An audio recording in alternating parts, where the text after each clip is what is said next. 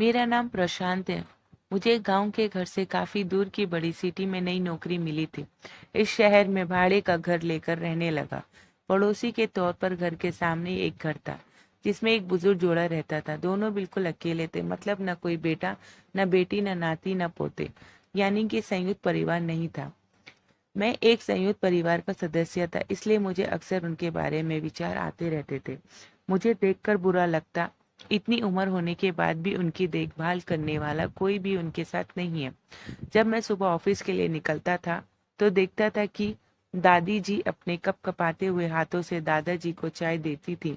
वैसे ही कपकपाते हाथों में ली- हाथों में कप लिए दादाजी चाय पीते थे। वहां पर रहते हुए कुछ दिन होने के बाद मुझे पता चला कि ये दोनों मिलजुल के धीरे धीरे घर के सारे काम करते थे।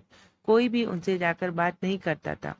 इतने दिनों में मैंने उनकी आवाज तक नहीं सुनी थी। जब मैं शाम को ऑफिस से घर आता था तब दोनों को घर के आंगन में बैठा पाता था और उन दोनों के ही चेहरों पर थकान साफ साफ पड़ पाता था।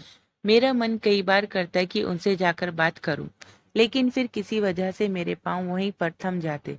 मैं जब जब उन्हें देखता मुझे मेरे दादा दादी की बहुत याद आती और मैं घर पर फोन लगाकर उनसे बात कर लिया करता।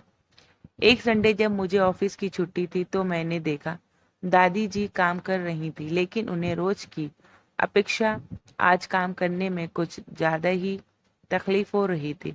मैंने उनसे उनके पास जाकर पूछा कि दादी जी, आपकी तबीयत तो ठीक है ना? क्या मैं आपकी कोई मदद कर सकता हूँ? उन्होंने कोई प्रतिक्रिया नहीं दी। मैंने दोबारा उनसे पूछा, बताइए दादी जी, मैं क्या करूँ आपके लिए? उन्होंने फिर भी कोई उत्तर नहीं दिया। मुझे काफी आश्चर्य हुआ। कुछ मिनटों बाद दादाजी वहां आए और वह भी कुछ नहीं बोले।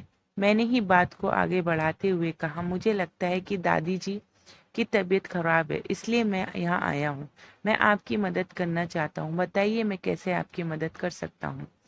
दादाजी इशारों से मुझसे बातें करने लगे। उन्होंने इशारों से मुझे बताया दादी जी सुन और बोल नहीं सकती। उन्होंने यह भी बताया कि वे खुद भी बोल नहीं सकते, वे सुन सकते हैं और मेरी बात समझ सकते हैं। उन्होंने इशारों से दादी से कुछ कहा और दादी ने मेरे मेरी तरफ देखकर मेरे माथे पर हाथ फेरा। मैं उन दोनों की तरफ देखते ही रहा और न जाने कब मेरे आंखों से आंसू बहने लगे। उस दिन के बाद जब जब मुझे समय मिलता मैं उनके पास चला जाता। वह मुझ पर बहुत प्यार बरसाते। अब तो मुझे उनके इशारों की मीठी भाषा भी बहुत अच्छे से समझ में आने लगी थी। एक दिन मैंने दादाजी से पूछा कि उन्हें वे अकेले क्यों रहते हैं, क्या उन्हें कोई औलाद नहीं है? दादाजी ने दादी को इशारे से समझाया कि मैंने उनसे क्या पूछा।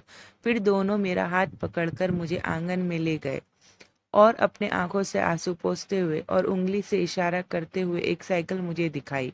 साइकिल को देखकर मैं समझ गया कि उनके परिवार वाले उन्हें छोड़कर कहीं जा चुके हैं और अब उनके हिस्से में केवल यादें ही बची हैं।